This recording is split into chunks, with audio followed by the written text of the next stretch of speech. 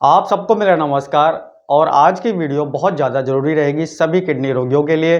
जो भी kidney patient है, चाहे वो ट्रांसप्लांट पेशेंट है, चाहे उसका डायलिसिस होता है या वो डायलिसिस नहीं करा रहा है, ये वीडियो उन सब के लिए ज़रूरी रहने वाली है।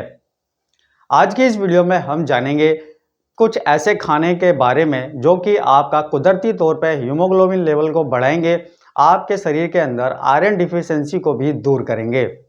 होता क्या है कि किडनी खराब हो जाने के बाद एक किडनी जो रोगी होता है उसके शरीर में हेमोग्लोबिन जो होता है वो बहुत कम मात्रा में बन रहा होता है या बनना बंद हो गया होता है। ऐसी अवस्था में डॉक्टर उसको एरिथ्रोपोएटिन नामक हार्मोन का जो इंजेक्शन होता है वो लगाने के लिए बोलते हैं। साथ में आयरन की टेबलेट या आयरन के इंजेक्शंस लेने के लिए बोलते हैं। ये बहुत ज़्यादा कॉस्टली पड़ जाता है और एक किडनी पेशेंट अफोर्ड नहीं कर पाता है, क्योंकि एरिथ्रोपोएटिन हार्मोन जो होता है पूरे भारत के अंदर अलग अलग जो इसका प्राइस है उस पे मिलता है। कहीं ये 200 का मिलेगा, कहीं 500 का मिलता है, तो कहीं पूरी एमआरपी पे मिलता है पेशेंट को। तो ये पेशेंट को बहुत ज़्यादा महंगा पड़ता है और पेशेंट के पास इसका कोई अल्टरनेटिव भी नहीं होता कि वो कैसे अपने हीमोग्लोबिन लेवल को इंक्रीज करे और कैसे अपने आयरन को भी इंक्रीज करे, क्योंकि जितना अच्छा आयरन आपके बॉडी के अंदर होगा उतना अच्छा आपका हीमोग्लोबिन रहेगा और आपके शरीर में हेमोग्लोबिन की मात्रा भी धीरे धीरे बढ़ेगी। अब सबसे पहले तो ये जानना जरूरी है कि हेमोग्लोबिन करता क्या है हमारे शरीर में। तो देखिए, जब किडनी पेशेंट डायलिसिस में होता है या वो डायलिसिस नहीं करवा रहा होता है या वो ट्रांसप्लांट करा चुका है, तो ऐसे में जब उसका हीमोग्लोबिन कम हो जाता है तो उसके शरीर में बहुत ज़्यादा कमजोरी, वीकनेस और उसको थकान सी महसूस हो रही होती है। साथ में डायलिसिस पेशेंट को क्या होता है कि सांस फूलने जैसी समस्या भी होने लग जाती है, क्योंकि उसके शरीर में पूरी तरीके से जो ऑक्सीजन है उसके ऑर्गन, उसके माइंड तक नहीं पहुंच पा रहा होता है। और जो ऑक्सीजन होता है वो हमारा हीमोग्लोबिन ही, हमारा ब्लड ही पूरे शरीर में पहुंचाता है। तो इसीलिए आपकी बॉडी के अंदर, एक किडनी पेशेंट की बॉडी के अंदर हीमोग्लोबिन अच्छी मात्रा में होना अनिवार्य है। एक किडनी पेशेंट के लिए जो आदर्श हीमोग्लोबिन लेवल है वो रहता है आपका 11, 12, 13। लेकिन डॉक्टर ज़्यादातर आपको 9 से लेकर 11 के बीच रखने के लिए बोलते हैं, क्योंकि अगर ज़्यादा हो जाता है एक डायलिसिस व्यक्ति के शरीर में हीमोग्लोबिन तो उसका ब्लड बहुत ज़्यादा गाढ़ा हो जाता है और उसको डायलिसिस में बहुत ज़्यादा परेशानियां आती हैं, ब्लड क्लॉट होने की संभावना रहती है। दूसरा, एक किडनी पेशेंट सभी चीज़ें नहीं खा पाता है, जिसकी वजह से भी उसके शरीर में हीमोग्लोबिन और आयरन की डिफिशियंसी हो जाती है। कारण क्या होता है कि अगर वो कोई भी पत्तेदार सब्जी खाता है तो उसका पोटेशियम बढ़ता है, फास्फोरस बढ़ता है। उसको ये चीज़ें अवॉइड करके कुछ ऐसी चीज़ों का सेवन करना होता है जो कि उसका पोटेशियम भी ना बढ़ाए और उसका हीमोग्लोबिन लेवल भी बढ़ जाए। तो आज इसी समस्या का समाधान मैं लेकर के आया हूँ।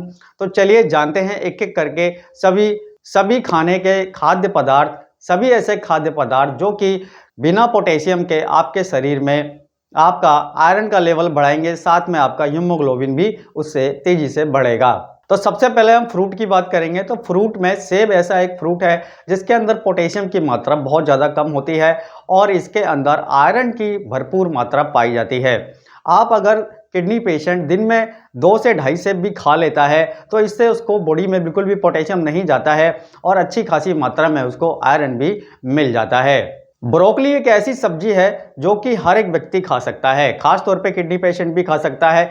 ब्रोकली के साथ वो व्हाइट गोभी भी खा सकता है। तो ये दोनों प्रकार की गोभियों में अच्छी खासा मात्रा में आपका आयरन पाया जाता है और ये आयरन आपके शरीर में शोषित भी हो जाता है। इसको आपकी बॉडी एक्सेप्ट भी कर लेती है और अच्छे से सोख भी लेती है, क्योंकि ये बिल्कुल कुदरती तौर पे बना हुआ आयरन होता है। इसमें कोई भी चीज़ें एक्स्ट्रा बाहर की नहीं मिली हुई होती हैं, क्योंकि ये सब्जियों से आपको मिल रहा है। तो सबसे बेस्ट आयरन होता है ये। आप ब्रोकली और आप फूल गोभी जो हमारी देसी वाली होती है उसका भी सेवन करेंगे तो आपको अच्छी खासी मात्रा में आयरन मिलेगा। दालें जो होती हैं वो आयरन का, प्रोटीन का और बहुत सारे विटामिन्स का स्रोत होती हैं, लेकिन बहुत सारी दालें ऐसी हैं जो कि किडनी पेशेंट को नुकसान करती हैं। जैसे कि उड़द की दाल हो गई, साबुत मसूर की दाल हो गई, तो ये किडनी पेशेंट पचा नहीं पाता है, खासतौर पर वो पेशेंट जिसका ट्रांसप्लांट नहीं हुआ है। तो ऐसी दालों को छोड़ करके किडनी पेशेंट मूंग की दाल, धुली हुई दाल, मसूर की धुली हुई दाल, कभी कभी राजमा और कभी कभी छोले की तरीका प्रयोग कर सकता है अपने खाने में, क्योंकि इसके अंदर अच्छी खासी मात्रा में आयरन भी होता है, पोटेशियम बिल्कुल भी नहीं होता, फास्फोरस भी नहीं होता और अच्छी खासी मात्रा में विटामिन भी पाए जाते हैं। तो एक किडनी पेशेंट को इससे प्रोटीन भी मिल जाएगा, आयरन भी मिल जाएगा और उसको इससे कोई हानि भी नहीं होगी। तो इसका इस्तेमाल आपको ज़रूर करना चाहिए। फ्रूट के अंदर पपीता और एक शिमला मिर्च जो कि सब्जी है, इसके अंदर अच्छी खासी मात्रा में आपका आयरन पाया जाता है। साथ में पपीते में विटामिन सी पाया जाता है, शिमला मिर्च में भी विटामिन सी पाया जाता है। अगर आप 2 से 3 फाके डेली पपीते की खाते हैं तो आपको इससे बहुत सारे लाभ होंगे। पहला लाभ ये होगा कि आपका पेट अच्छे से साफ होगा, आपको विटामिन सी भरपूर मात्रा में मिलेगा।